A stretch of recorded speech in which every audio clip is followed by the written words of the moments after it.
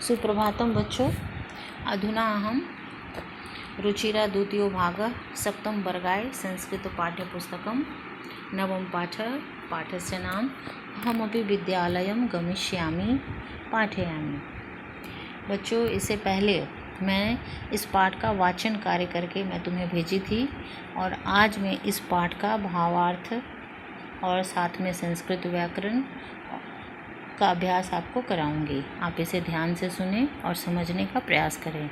मैं वाचन के साथ साथ इसका भावार्थ भी बताती जाऊंगी। तो शुरू करते हैं। नवमः पाठ।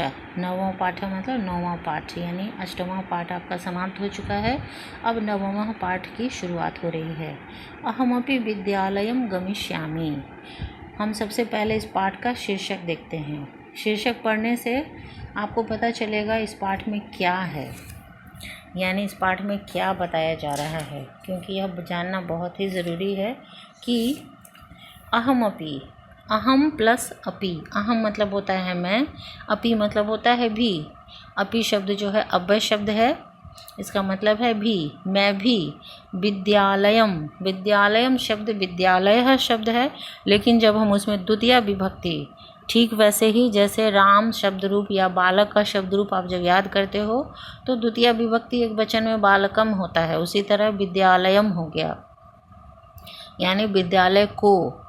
गमिष्यामि, गमिष्यामि मतलब जाऊंगी। इसमें गमिष्यामि में देखो गम धातु का प्रयोग है, उसके बाद लिट लकार, लिट लकार मतलब भविष्यत काल, और उत्तम पुरुष एक वचन का प्रयोग है, यानी गम धातु लिट लकार एक वचन का प्रयोग है। गमिष्यामि मतलब जाऊंगी, मैं भी विद्यालय जाऊंगी। इसका मतलब ये है कि ये पाठ जो है ऐसे बच्चों के लिए है जिन्हें समाज में रहते हुए पढ़ने का मौका नहीं मिलता है, यानी वो पढ़ना तो चाहते हैं लेकिन कुछ व्यवस्था होती है उनके साथ, उनके परिवार के साथ, लोगों के साथ, कि वो चाहकर भी अपने बच्चों को नहीं पढ़ा सकते हैं। लेकिन सरकार की तरफ से अब ऐसी योजना आ गई है कि 6 वर्ष से लेकर के 14 साल तक के बच्चों को निःशुल्क शिक्षा यानी बिना फी लिए बच्चों की पढ़ाई की व्यवस्था सरकार के तरफ से की जाती है। इसकी जानकारी सभी लोगों को नहीं है, इसलिए यह पाठ दिया गया है ताकि सभी लोग इसे जानें और कम से कम अपने बच्चों को पढ़ाएं, क्योंकि जब तक समाज पढ़ा लिखा नहीं रहेगा फिर देश आगे नहीं बढ़ सकता है। इसलिए शिक्षा सबसे ज़रूरी चीज़ है, इसीलिए हर बच्चे को मन लगाकर पढ़ाई करनी चाहिए। अब इस पाठ में देखेंगे कि बच्चों, आप लोग को पढ़ाने के लिए आपके माता पिता सभी लोग लगे रहते हैं पढ़ाने के पीछे, लेकिन कुछ लोग जो होते हैं माता पिता अपने बच्चों को चाहकर भी नहीं पढ़ा पाते हैं। तो वैसे ही बच्चों के बारे में इस पाठ में बताया गया, आप ध्यान से देखें और समझने का प्रयास करें। तो मैं पाठ को शुरू करती हूँ। सबसे पहले है मालिनी। मालिनी एक महिला का नाम है। प्रतिवेशनीम प्रति, प्रतिवेशनी मतलब होता है पड़ोसन, और उसमें हम जब द्वितीया विभक्ति लगा देते हैं तब प्रतिवेशनीम शब्द हो जाता है, यानी अपनी पड़ोसी के प्रति। तो मालिनी अपनी पड़ोसन के प्रति कहती है, गिरजे मम पुत्र मातुल गृहम प्रति प्रस्थितः। गिरजा मम पुत्र, मेरा पुत्र, मातुल गृहम प्रति प्रस्थितः, मामा के घर को चला गया है। प्रस्थितः मतलब प्रस्थान कर गया है। काचिद अन्या कामपि महिला कार्यार्थम जानासि तरहि पेशय, यानी काचिद अन्या कामपि महिला, यानी कोई दूसरी महिला जो काम करती हो घर में, अगर तुम जानती हो तो उसे मेरे यहाँ भेज दो। अब इस शब्द का हम व्याकरण देखते हैं। गिरजे शब्द जो है, गिरजे शब्द में संबोधन सूचक शब्द है। मम मतलब होता है मेरा, इसमें षष्ठी विभक्ति लगी हुई है। पुत्र मतलब तो पुत्र बेटा होता है। मातुल गृहम मामा, मातुल मतलब होता है मामा, गृहम मतलब घर, मामा के घर। प्रति मतलब होता है ओर, जैसे गांव की ओर, शहर की ओर। जहाँ प्रति शब्द होता है वहाँ उसे पहले वाला शब्द में द्वितीय विभक्ति का प्रयोग होता है, इसीलिए मातुल गृह में यहाँ पर द्वितीय विभक्ति लगी हुई है। तो प्रस्थितः यानी प्रस्थान कर चुका है, जा चुका है। काचिद अन्यापि, काचिद यानी कोई अन्य महिला, कार्यार्थम कार्य प्लस अर्थम काम करने के लिए, जानसी यानी तुम जानती हो, तरही पेश है, तरही शब्द जो है अव्यय शब्द है जिसका मतलब होता है तो, प्रेषय मतलब मेरे यहाँ भेज देना। तो मालिनी जो है गिरिजा को कहती है कि मेरा पुत्र मामा के घर जा चुका है, कोई अन्य महिला काम करने के लिए अगर तुम जानती हो तो उसे तुम मेरे यहाँ भेजना। तो गिरिजा क्या कहती है, आम सखी, आम मतलब होता है हाँ, सखी मतलब सहेली। अद्य प्रातः एव मम सहायिका स्वसुतायाः कृते कामार्थं पृच्छति स्म, श्वः प्रातः एव तया सह वार्तां करिष्यामि। अब गिरिजा कहती है आम सखी, हाँ सखी, हाँ सहेली, अद्य प्रातः आज सुबह, मम एव सहायिका यानी मेरे काम में सहायता करने वाली जो महिला है वो, स्वसुताया, स्व मतलब होता है खुद, सुता, सुता मतलब पुत्री, सुताया अपने पुत्री के लिए, कामार्थम काम प्लस अर्थम पृच्छति स्म अपने पुत्री के काम के लिए पूछ रही थी। स्वः प्रातः यानी कल सवेरे उसके साथ में वार्ता करके बातचीत करके मैं तुम्हें बताऊंगी।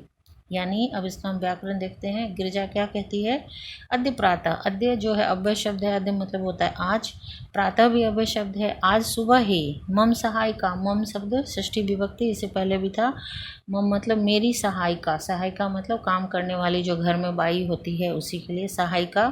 स्व, स्व मतलब होता है खुद, और सुता मतलब पुत्री, सुता शब्द में षष्ठी विभक्ति एक वचन लगा है तो सुतायाह कृते, कृते मतलब के लिए, कार्यार्थम कार्य प्लस अर्थम यानी अपनी पुत्री के कार्य के लिए मुझसे पूछ रही थी। पृच्छति में पृच्छ धातु है, लट लकार प्रथम पुरुष एक वचन, लेकिन जब हम वाक्य के अंत में अस्मः शब्द लगा देते हैं तो पूरा शब्द जो है वह लोट, ये लंग लकार यानी भूतकाल में परिवर्तित हो जाता है। तो इसका मतलब है आज ही मेरी सहायिका जो है अपनी पुत्री के कार्य के लिए यानी किसी घर में काम करने के लिए वो मुझसे पूछ रही थी, और कल सुबह मैं उसके साथ बात करके मैं तुम्हें बताऊंगी। स्व शब्द अव्यय शब्द है, स्व प्रातः दोनों अव्यय शब्द है। स्व मतलब आने वाला, कल, एव मतलब ही, तया सह में तृतीय विभक्ति एक वचन, वार्ता मतलब है बातचीत, करिष्यामी मतलब करूंगी, क्री धातु लिट लकार प्रथम पुरुष एक वचन का यहाँ प्रयोग है, यानी कल मैं उसके साथ बातचीत करके तुम्हें बताऊंगी। अग्रिम दिने प्रातः, अब अगले दिन, प्रातः काले एकदम सवेरे, षड बादने, षड बादने मतलब षड मतलब 6 बजे, एवं मालिन्या गृह घंटिका आगंतारम कमपि सूचयति, मालिनी द्वारम उद्घाटयति पश्यति यत् गिरिजायाः सेविकयाः दर्शनया सह एका 8 वर्ष देशीय बालिका तिष्ठति। अब अगले दिन ही करीब 6 बजे ही मालिन्या गृह घंटिका यानी घर की घंटी जो है बजती है, और जब वह दरवाज़ा खोलती है तो क्या देखती है, कमपि मालिनी द्वारगम उद्घाटयति, मालिनी दरवाज़ा खोलती है तो देखती है यत गिरिजाया सेविकया यानी गिरजा की जो काम करने वाली जो बाई है जिसका नाम है दर्शना, उसके साथ एक अष्टम वर्ष देशीय बालिका तिष्ठति, एकमात्र 8 साल की बालिका जो है साथ में खड़ी है। तो अब इसका हम ग्रामर देखते हैं। अग्रिमे दिन, अगले दिन करीब 6 बजे ही मालिनी के घर के घंटी बजती है, तो जब मालिनी दरवाज़ा खोलती है, द्वारम उद्घाटयति यानी दरवाज़ा जब खोलती है, पश्यति मतलब देखती है, गिरिजया सेविकया यानी गिरजा की काम करने वाली जो बाई है वो जिसका नाम है दर्शना, उसके साथ एक 8 साल की बच्ची जो है खड़ी है। अब दर्शना यानी उस गिरजा की बाई जो है वह क्या कहती है, दर्शना, महोदये भवती कार्यार्थम गिरजा महोदयां पृच्छति स्म, कृपया मम सुताय अवसरं प्रदाय अनुगृहातु भवती। दर्शना कहती है महोदय, हे महोदया, भवती कार्यार्थम इसके काम के लिए, गिरजा महोदयां पृच्छति यानी गिरजा महोदय जो है काम के लिए पूछ रही थी, कृपया मम कृपया करके मेरे, मम सुताए, सुताए शब्द में चतुर्थी विभक्ति है, मेरे पुत्री के लिए यह अवसर प्रदान करके हमें अनुग्रहित कीजिए। यानी गिरिजा जो पूछ रही थी, काम के लिए किसी बाई को खोज रही थी, तो उस काम के लिए आप मेरी पुत्री को अवसर दीजिए, यानी मेरी पुत्री वहाँ काम करेगी और इससे मेरा भला होगा। तो मालिनी कहती है, परम ऐसा तू अल्पवयस्का प्रतीयते। तो मालिनी कहती है, लेकिन यह तो बिल्कुल ही अल्प मतलब होता है बहुत थोड़ा, लेकिन यहाँ थोड़ा शब्द नहीं होगा, यहाँ पर होगा बहुत छोटी। ये तो बहुत छोटी प्रतीत होती है। किम कार्यम करिष्यति ऐसा, तो क्या इसे कार्य हो पाएगा? अयम तु अस्याह अध्ययन से क्रीडन से चकाल, कह दिया अयम तु अस्याह, यह तो इसके अध्ययन से क्रीडन से, यानी दोनों शब्द में षष्ठी विभक्ति एकवचन का प्रयोग है, यानी इसके खेलने और पढ़ने का समय है। च कालह, च मतलब और, कालह मतलब समय। ये तो बहुत छोटी दिख रही है और क्या यह कार्य कर पाएगी? और यह तो इसके खेलने और पढ़ने का समय है। तब दर्शना कहती है, ऐसा एकस्य गृहस्य संपूर्णम कार्यम करोति अस्मा। वह कहती है, यह बालिका जो है एकस्य गृहस्य, एक घर में वह संपूर्णम कार्यम करोति अस्मा, पूरा कार्य करती थी। यह 8 साल की बच्ची जो है किसी घर में पूरा काम करती थी। सब परिवार अधुना विदेशम प्रति प्रस्थितः, सह परिवार यानी वह परिवार, अधुना मतलब इस समय, विदेशम प्रति यानी विदेश को चला गया है कार्य अभावे, तो काम के अभाव में अहम एतस्य कार्यम अन्वेष्यामि अस्म, यानी तो कार्य के अभाव में मैं इसके लिए कार्य को ढूंढ रही थी। अन्वेष्यामि मतलब ढूंढना होता है, तो इसके लिए मैं कार्य ढूंढ रही थी। इन भवत सदृशा नाम कार्यम प्रचलित अस्मत् सदृशा नाम गृह संचालनाय च धन से व्यवस्था भवेत। तो वह कहती है कि इस बच्ची के लिए कार्य मैं ढूंढ रही थी, तो आप लोग इसे रख करके अपने घर का संचालन च धन से व्यवस्था, आप इसे अपने घर में अगर रख लेते हैं तो मेरे घर की जो धन की जो व्यवस्था है वह भी हो जाएगी और आपके घर का काम भी चल जाएगा। तो मालिनी कहती है, परम एतत् तु सर्वथा अनुचितम। तो मालिनी कहती है, लेकिन यह तो बिल्कुल ही अनुचित है, सर्वथा अनुचितम।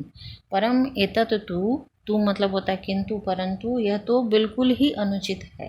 किम ना जानसि यत शिक्षा तु सर्वेषां बालकानां सर्वासां बालिकानां च मौलिकम अधिकारः। तो क्या तुम्हें नहीं पता है कि शिक्षा सभी लड़कों के लिए, सभी बालकों के लिए और सभी बालिकाओं के लिए इस बच्चों का ये मौलिक अधिकार है। सभी बच्चों का ये मौलिक अधिकार है, छोटे छोटे बच्चे जो हैं उसका ये मौलिक अधिकार है। तो दर्शना क्या कहती है, महोदय अस्मत् सदृशा नाम तो मौलिक अधिकार है केवलम स्व उदरपूर्ति रेवस्ति। कहते हैं, महोदय हम जैसे लोगों के लिए, यानी हम जैसे गरीब लोगों के लिए ये मौलिक अधिकार जो है केवल स्व उदरपूर्ति रेवस्ति, अपने पेट को भरने के लिए ही ये कार्य है। बाकी कुछ भी मैं नहीं जानती कि ये मौलिक अधिकार क्या होता है। ये सारा चीज़ तो सिर्फ इस पेट को भरने के लिए ही है।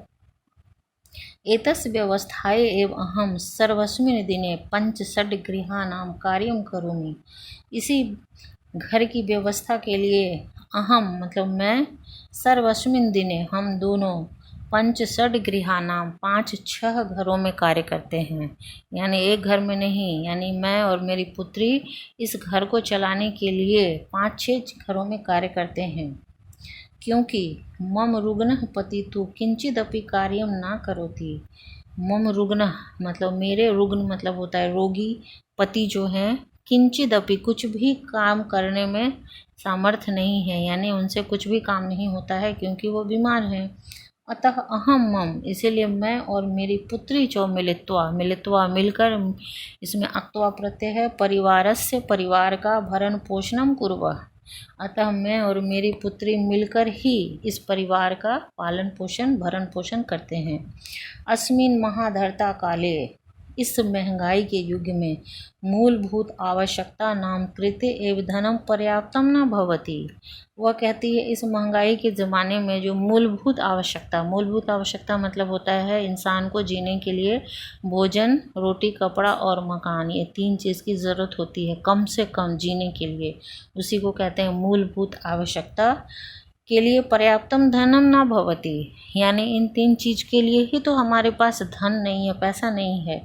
तरही मतलब तो कथम विद्यालय शुल्कम गणवेशम, तो फिर मैं कैसे विद्यालय का फ़ी, शुल्क मतलब फ़ी, विद्यालय का फ़ी, गणवेशम मतलब होता है बच्चों का ड्रेस, स्कूल यूनिफॉर्म जिसको कहते हैं, पुस्तक, पुस्तका आदिनी यानी पुस्तक, कॉपी, कलम इत्यादि जो भी ज़रूरतें होती हैं पढ़ाई के लिए, ये सारी चीज़ें क्रेतुम धनम आनिष्यामी, क्रेतुम मतलब खरीदने के लिए, क्री धातु तुमन प्रत्यय, खरीदने के लिए, धनम अनिश्यामी मैं फिर धन कहाँ से लाऊंगी, यानी मेरी ये 3 जो मूलभूत आवश्यकताएं हैं वो तो पूरा ही नहीं हो पा रहा है, तो फिर मैं बच्चों का फ़ी, उसके स्कूल यूनिफॉर्म, पुस्तक, किताब इत्यादि में इन सारी चीज़ों के लिए धन मैं कहाँ से लाऊंगी। तो मालिनी कहती है अहो अज्ञानम भवत्या, तो कहती है अरे अज्ञानम भवत्या, यानी आप बिल्कुल अज्ञानी हो, यानी तुम्हें जानकारी नहीं है, तुम्हें पता नहीं है। किम ना जानसी, क्या तुम नहीं जानती हो, यत नवोत्तर 2000 यानी 2009 से ही सर्वकारेण सर्वेषां बालकानां, क्या तुम्हें नहीं पता है कि करीब 2009 से ही सरकार ने सर्वेषां बालकानां सभी बालकों और सर्वासाम बालानाम और सभी बच्चों के लिए, चाहे वो लड़का हो या लड़की, कृते शिक्षाया मौलिक अधिकार से घोषणा कृता, क्या तुम्हें नहीं पता है कि 2009 से ही सरकार ने पूरे समाज देश के बच्चों के लिए, चाहे वो लड़का हो या लड़की हो, उनकी शिक्षा के लिए मौलिक अधिकार की घोषणा की है। यद अनुसारम यानी उस घोषणा के अनुसार 6 वर्षेभ्य आरभ्य, उस घोषणा के अनुसार क्या है उसका नियम, 6 वर्षेभ्य मतलब 6 वर्ष से, आरभ्य मतलब शुरुआत, यानी 6 वर्ष की शुरुआत से, 14 वर्ष पर्यंतम, 14 वर्ष मतलब 14 वर्ष तक, सर्वे वाला सभी बच्चे, समीपस्थम, समीपस्थम मतलब होता है घर के नज़दीक ही, सर्वकारीय विद्यालयम सरकारी विद्यालयों में, सभी बच्चे अपने घर के पास के सरकारी विद्यालयों में, विद्यालयम प्राप्य, विद्यालय में सिर्फ शिक्षा ही प्राप्त नहीं करेंगे, केवलम निःशुल्कम शिक्षा में प्राप्यन्ति, यानी अपने नज़दीक के सरकारी विद्यालयों में वो सिर्फ निःशुल्क यानी बिना फ़ी के शिक्षा प्राप्त नहीं करेंगे, अपितु निःशुल्कम गणवेशम, यानी निःशुल्कम मतलब होता है बिना पैसे का, उसको ड्रेस भी मिलेगा और पुस्तक अश्युतम, अश्युतम मतलब होता है बैग, बैग भी मिलेगा और पुस्तक भी मिलेंगे और ड्रेस भी मिलेंगे, पाद त्राणाम और जूते भी मिलेंगे, और मध्याह्न भोजनम, दोपहर का, मध्याह्न मतलब होता है दोपहर का भोजन, और अगर बच्चा पढ़ने में अच्छा है, अच्छा अंक ला रहा है तो छात्रवृत्तिम इत्यादिकम सर्वमेव प्राप्यन्ति, यानी ये सारी चीज़ें उसे प्राप्त हो सकती हैं, यानी तुम्हें कुछ भी करने की आवश्यकता नहीं है, करना ये है कि अपने घर के पास जो सरकारी विद्यालय है उसमें तुम इस बच्ची का नामांकन करा दो, और सरकार के तरफ से ही इसको सारी सुविधाएं जो हैं मिल जाएंगी, तुम्हें परेशान होने की आवश्यकता नहीं है। तो ये जानकारी मालिनी देती है, किसको, दर्शना को देती है, क्योंकि दर्शना जो है अपने घर की व्यवस्था में ही लगी रहती है, और उसे इस सरकार की इस योजना के बारे में उसे पता ही नहीं है ये सब क्या है। जब मालिनी उसे बताती है तब कहती है दर्शना, अप्यमेव आश्चर्यन मालिम पश्यति, अच्छा ऐसा भी है, आश्चर्यन मालिम पश्यति, और वो आश्चर्य से मालिनी की तरफ देखती है कि इतने दिनों तक, यानी वह बालिका जो है 8 साल की हो चुकी थी, यानी वह 6 वर्ष से ही शिक्षा प्राप्त कर सकती थी, तो 2 साल उसके बीत गए हैं, तो वह आश्चर्य से मालिनी की ओर देखती है, और मालिनी कहती है आम वस्तुतः एवमेव, हाँ ऐसा ही है। अब दर्शना कृतार्थम प्रकटयन्ति, अब दर्शना जो है मालिनी के प्रति कृतार्थ यानी एहसान मंद हो जाती है, तो एहसान प्रकट करती है और कहती है अनुगृहीतो अस्मि महोदय, मैं बहुत ही अनुगृहित हुई, आपकी बहुत ही मैं आभारी हूँ, महोदय एतत् बोधनाय, एतत् मतलब यह, बोधनाय मतलब जानकारी देने के लिए, इस जानकारी को मुझे मेरे तक पहुंचाने के लिए, मुझे बताने के लिए आपका बहुत बहुत धन्यवाद देती है। अहम अद्य अस्याः प्रवेशं समीपस्थे विद्यालये करिष्यामि।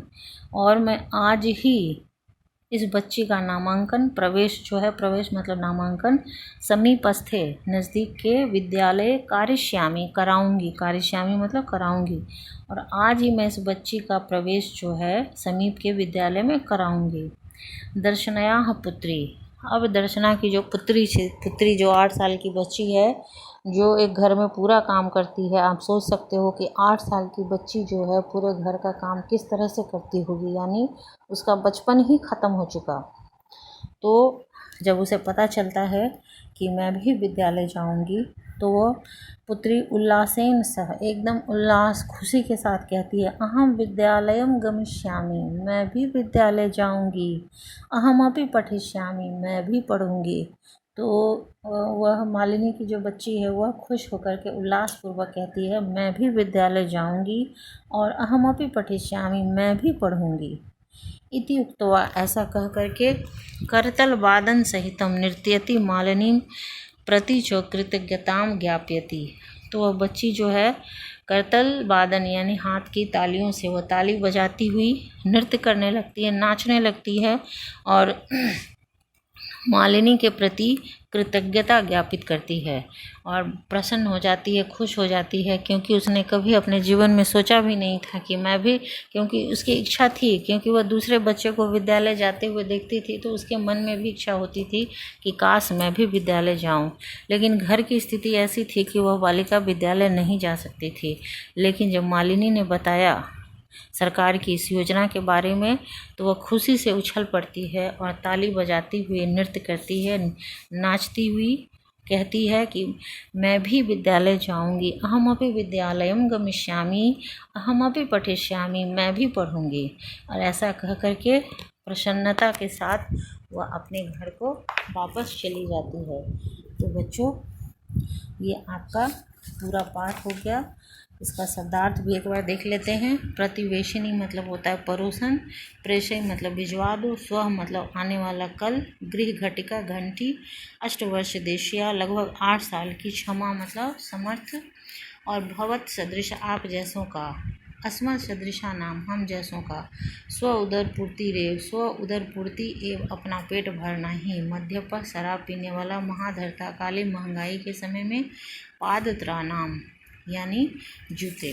तो इस प्रकार से ये पाठ आपका समाप्त हुआ बच्चों। और कहीं अगर समझ में आपको ना आया हो तो आप ग्रुप में बताएंगे और अगले दिन मैं इस पाठ का प्रश्नोत्तर भेजूंगी, फिर आप उसे करेंगे। तब तक आप इसे पढ़ें, पढ़ करके समझने का प्रयास करें। धन्यवाद।